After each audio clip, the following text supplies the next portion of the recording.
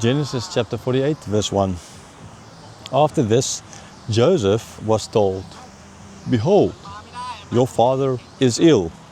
So he took with him his two sons, Manasseh and Ephraim, and he was told to Jacob, "Your son Joseph has come to you."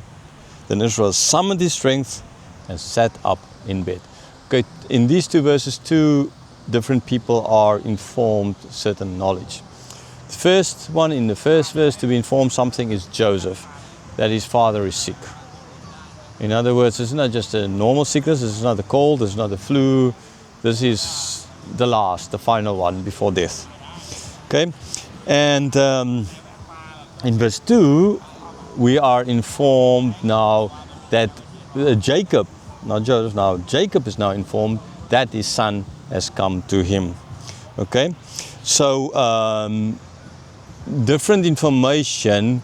The reason for their coming is because they were informed that he's ill. Joseph took both his sons, Ephraim and Manasseh, with him to his father. Now, that is kind of makes sense because of the kind of relationship they had. He was the beloved son, and most likely by now everyone knew as well, like these two sons are like Jacob's sons as well. And so the time for the blessing is here.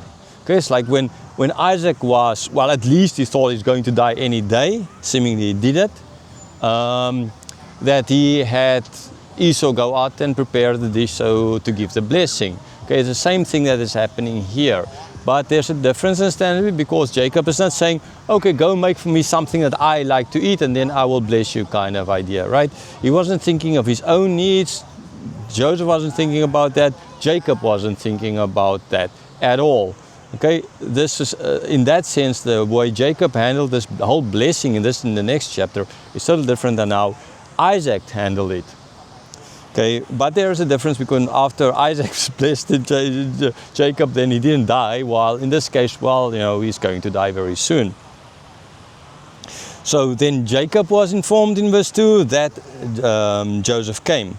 So Israel, now remember, Moses using the name Israel because he's trying to now show that Israel, their nation, the father of their nation, where they got their name from, he is the one who is now summoning his strength so as to ultimately bless both. Okay, so this is not Joseph's doing, this is Israel's doing. So they can't complain when Manasseh and Ephraim is going to get a double, each is going to be, or they're both going to be treated like as if they're sons, not grandsons, but sons, unlike the sons of the other. So in other words, the other grandsons. None of the other grandsons are going to be a whole tribe. But for Benjamin Ephraim and Manasseh, they're going to be counted as two tribes. So it's important to just see that the statement that Moses is doing, that he's summoning his strength, is more than just that he is near death and therefore, no. But this is as well to show that this is Jacob's doing. So they need to submit ultimately to the fact that Ephraim and Manasseh is treated like two different tribes. Verse 3.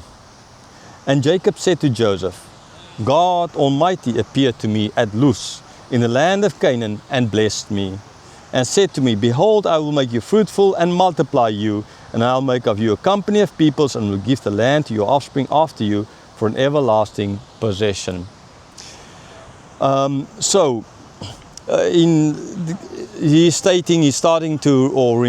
reminding Joseph of this whole story, of his story, of how God appeared to him when he was fleeing up to the land, right? To Lot, to his ultimately was going to be his father-in-law.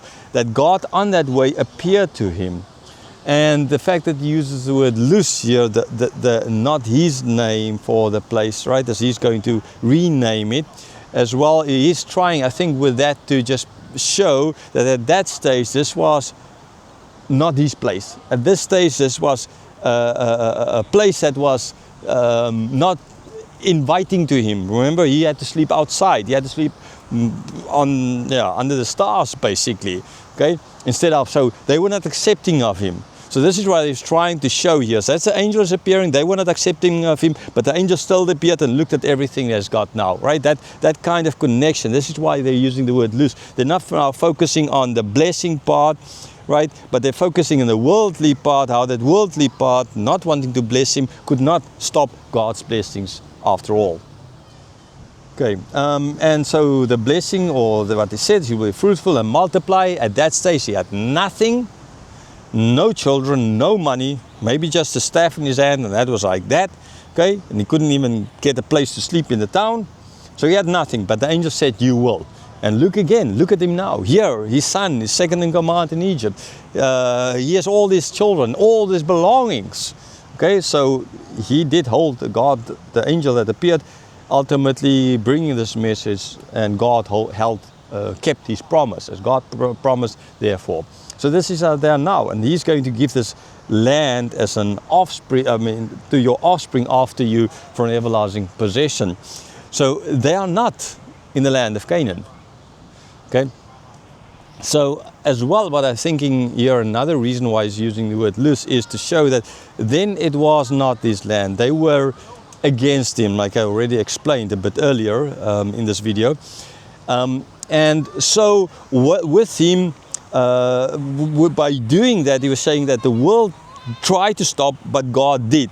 Now they are not in the promised land, but God promised them. They're in Egypt, but God promised them. So in the same way how Luz ultimately staying to Bethel, in the same way how that land is promised, although they're not in the land, but God will take them to the land. Okay, so as well, those connections, I think, is trying to make at least he did it, and Moses is trying as well to make those connections, to again inform the people, but that is your land. Although it wasn't your land, God gave it to your land. He kept his promise. Look at all the millions of people, the nation of Israel now at the moment.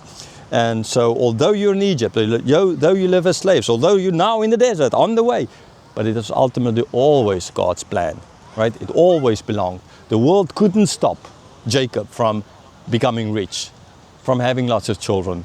In the same way, no one can stop you from getting that land back.